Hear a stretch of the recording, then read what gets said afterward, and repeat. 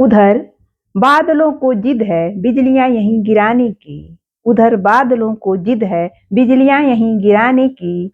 इधर हमें भी धुन है आसियां यहीं बनाने की। The Bihar teacher history maker #activity मेरा मोबाइल मेरी शिक्षा के सुपर क्रैश कोर्स के अंतर्गत आपका स्वागत है।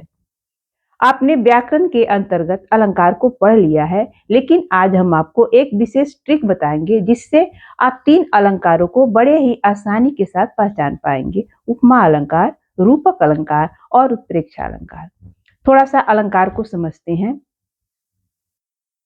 वामन ने कहा है अलंकरोति इति अलंकार, जो अलंकृत करता है वो अलंकार है। काव्य शोभा करान धर्मान अलंकार प्रत्यक्ष थे। काव्य की शोभा बढ़ाने वाले धर्म को अलंकार कहते हैं। सीधे शब्दों में जिससे काव्य की शोभा बढ़ जाए, द्विगुणित हो जाए, उसके भाव में वृद्धि हो, उसके अर्थ में वृद्धि हो जाए, शब्द में चमत्कार उत्पन्न हो जाए, उसे अलंकार कहते हैं। सामान्यतः अलंकार 2 तरह के होते हैं, शब्दालंकार और अर्थालंकार। शब्दालंकार में जहां शब्द में चमत्कार उत्पन्न हो जाते हैं उसे शब्दालंकार कहते हैं।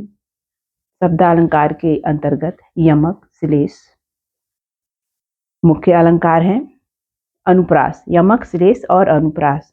अर्थालंकार, जहां पर अर्थ में चमत्कार उत्पन्न हो जाते हैं वहां पर अर्थालंकार होता है। अर्थालंकार के अंतर्गत ये तीनों अलंकार आते हैं, उपमा, रूपक और उत्प्रेक्षा।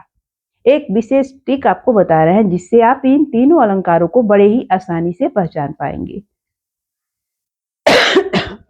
अलंकार पढ़ने से पहले आपको उपमेय और उपमान को समझना होगा। उपमेय उससे कहते हैं जिसकी उपमा दी जाती है। जिसकी उपमा दी जाती है उसे उपमेय कहते हैं, और उपमान जिससे उपमा दी जाए उसे उपमान कहते हैं। उपमा अलंकार। उपमा अलंकार में उपमेय से उपमान की समानता व्यक्त की जाती है, वहां पर उपमा अलंकार होता है।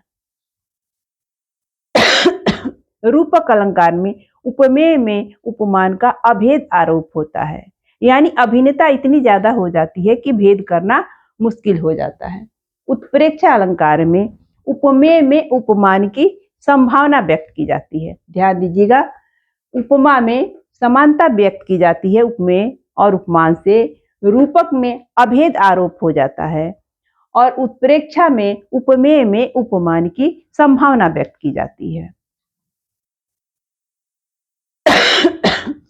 अब उपमा अलंकार का उदाहरण हम लिखते हैं कि सीता का मुख चंद्रमा के समान है।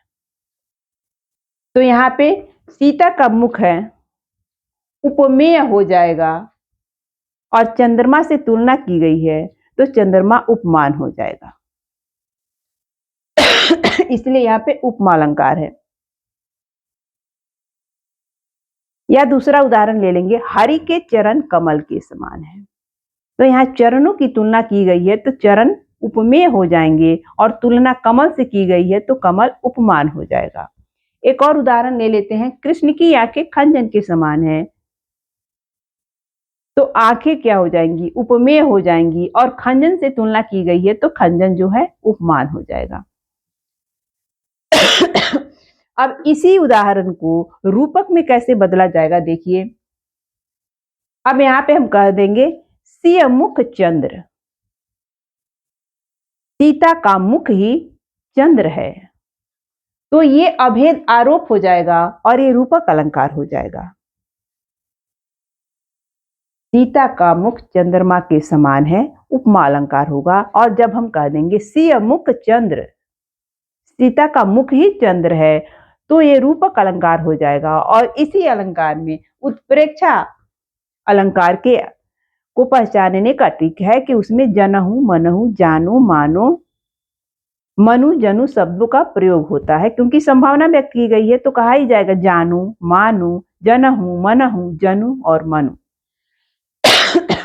तो यहाँ पे बोलेंगे मानो सीता का मुख चंद्रमा के समान है, तो यही उदाहरण उत्प्रेक्षा अलंकार हो जाएगा। जानो सीता का मुख चंद्रमा के समान है तो उत्प्रेक्षा अलंकार हो जाएगा। या जानो हरि के चरण कमल के समान है, उत्प्रेक्षा अलंकार हो जाएगा। जानो कृष्ण के नयन खंजन के समान है, उत्प्रेक्षा अलंकार हो जाएगा। तो आप एक ही उदाहरण को कैसे उपमा, रूपक और उत्प्रेक्षा में बदल पा रहे हैं, और इस तरह से आपका ये तीनों अलंकार स्पष्ट हो गया। तो अलंकार से संबंधित कहीं भी कोई आपको दिक्कत हो तो आप मुझसे पूछ सकते हैं।